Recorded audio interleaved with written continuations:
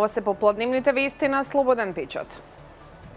Кандидатот за државен јавен обвинител Владимир Панчевски, кој вчера единствено доби едногласно негативно мислење од Советот на јавни обвинители и на својот Facebook профил најави кривична пријава, формално нема да ја поднесе, туку очекува институциите подопрен глас да реагираат. На прашање на Слободен печат кога ќе ја поднесе кривичната пријава, Панчевски вели: поднесена е. Мислам, во време на информатичка технологија илузорно е да зборуваме за хартиена форма.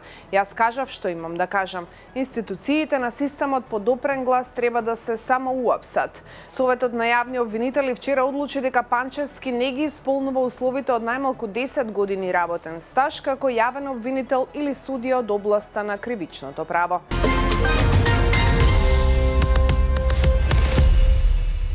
Центарот за управување со кризи информира за епилогот по невремето, поплавите и ветерот што ја зафати Македонија. Во Скопје како резултат на ветерот на 6 локации се пријавени паднати дрвја и искинати кабли, при што е причината материјална штета на повеќе автомобили. За состојбата се известени СВР Скопје и јавното претпријатие Паркови и зеленило, кои превземаат мерки во рамки на своите надлежности. Во врска со поплавите од претходните денови во селата Чајлане, Буковиќи и Семениште, состојбата постепено се нормализира, посочуваат од ЦУК.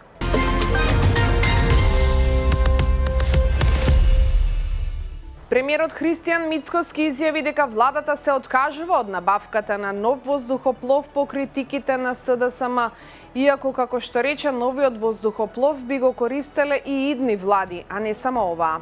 Тој го обвини председателот на СДСМ Венко Филипче дека не си останал на зборот, бидејќи на лидерската средба било договорено дека опозицијата нема да ја критикува владата за набавка на нов авион. Тој додаде дека воздухопловот е во возна состојба и ќе се користи и за хуманитарни цели, нагласувајќи дека дебатата за идни влади и идни премиери е одвишок и не треба да ја загрозува безбедноста на луѓето кои ќе го користат.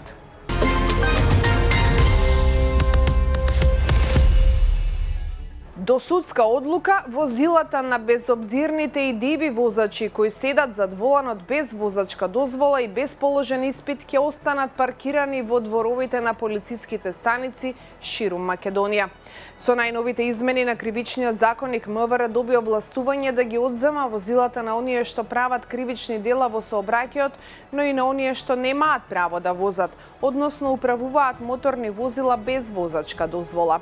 Автомобилите ќе бидат паркирани во станица додека судот не одлучи што со нив, дали одземањето ќе биде привремено или трајно. Секој ден билтенот на полицијата се полни со нови и нови случаи на малолетници што возеле без дозвола и органите им ги одзеле автомобилите.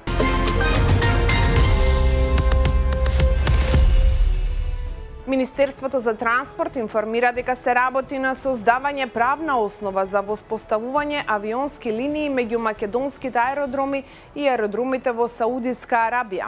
Како што наведуваат од Министерството, веќе е започната процедурата за потпишување спогодба за воздушен сообраќај со Кралството Саудиска Арабија. Досега меѓу двете држави не постоел редовен воздушен сообраќај. Целта на спогодбата е да се воспостави јасна правна рамка што ќе овозможи отворање редовни авиолинии меѓу Македонија и Саудиска Арабија.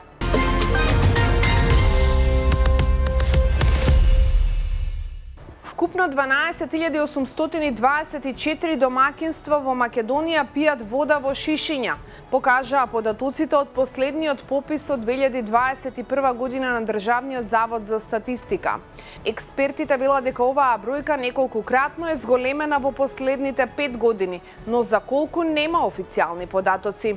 Во статистичките податоци од пред 5 години нема детали дали овие граѓани одбиваат да пијат вода од јавните водоводи затоа што не веруваат во незината исправност или едноставно немаат друг пристап до овој важен ресурс.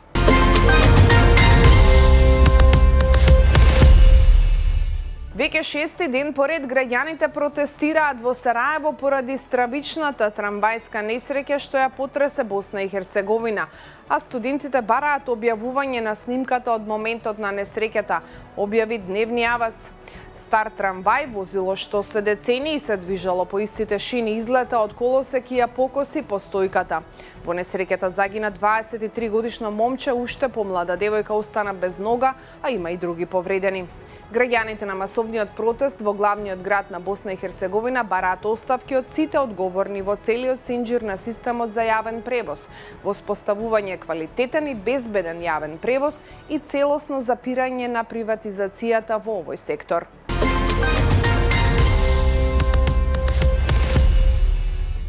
Администрацијата на Трамп е поблиску до голема војна на Блискиот Исток отколку што повеќето американци сваќаат, а конфликтот може да започне многу наскоро, изјавија информирани извори за американскиот портал Axios. Американската воена операција во Иран веројатно би била масовна кампања што ќе трае со недели и повеќе би личела на вистинска војна отколку прецизната операција во Венецуела минатиот месец. Советниците на американскиот претседател Доналд Трамп, Джаред Кушнер и Стив Витков се сретнаа вчера во Женева со иранскиот министер за надворешни работи Абас Аракчи.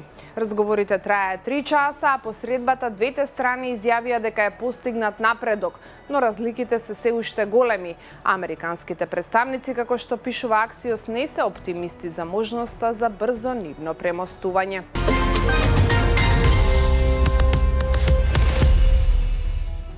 Вториот ден од трилатералните разговори меѓу Украина и Русија со посредство на САД во Женева заврши без формален пробив, но со внимателно формулиран оптимизам од двете страни, јавува Киев Индепендент. Средбата што траеше околу 2 часа ги стави во фокус територијалните аранжмани, енергетската безбедност и идниот статус на нуклеарната централа Запорожје, прашања што со месеци представуваат суштински камен на сопнување во обидите за прекин на војната меѓу двете страни.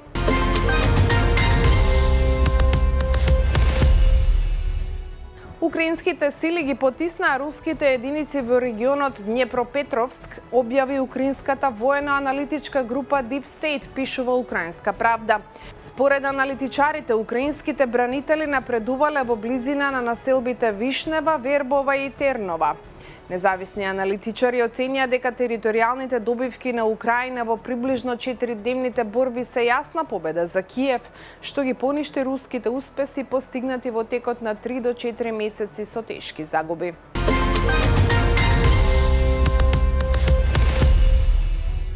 Францускиот претседател Емануел Макрон се појави неочекувано и неофицијално во вторникот наутро кога беше забележан како џогира по шеталиштето Марин Драйв во Мумбаи, привлекувајќи го вниманието на минувачите, пренесува Индија Експрес. Францускиот лидер, кој е во Индија на 3-дневна официјална посета од 17 до 19 февруари за да присуствува на самитот за влијанието на вештачката интелигенција во Индија 2026, наводно нашол малку време за својот дневен тренинг пред закажаниот состанок со премиерот Нарендра Моди. Ова беше се во денешното издание на попладневните вести на Слободен печат. Утре се гледаме повторно. Пријатно!